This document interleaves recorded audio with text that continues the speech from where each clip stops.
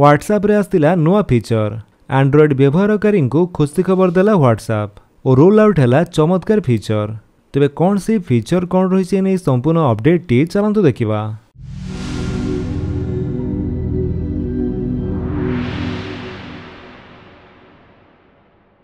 जदि आपण को कौन सी डॉक्यूमेंट स्कैन करी व्हाट्सएप रे पठेबा को पड़ुथिला तेबे आपण को कैम स्कैनर बा एडोब स्कैन भली एक थर्ड पार्टी ऐप व्यवहार करने को पड़ुथिला, किंतु एबे व्हाट्सएप भितर एही स्कैनिंग फीचर जोड़ी होईछि।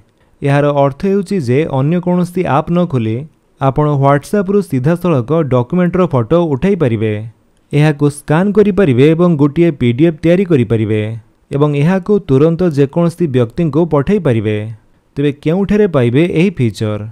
एही फीचर वर्तमान एंड्रॉइड बीटा वर्जन 2.25.19.21 रे आरंभ होईछि।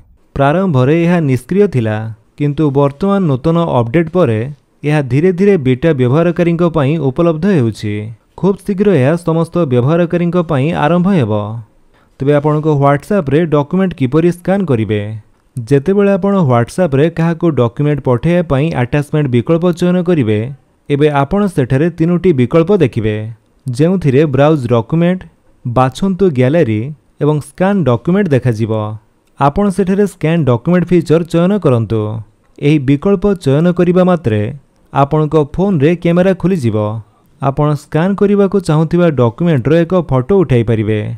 एहा परे व्हाट्सएप सेही फोटो को प्रोसेसिंग करे एवं यहाँ को स्कैन परि स्पष्ट करिथाए। आपण यहाँ को पीडीएफ रे सेव करि परिवे एवं पठाई परिवे।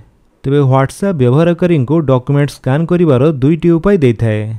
मैनुअल मोड रे आपण निजे निष्पत्ति नै परिवे जे फोटोर केउ अंश को स्कैन करिबा उचित।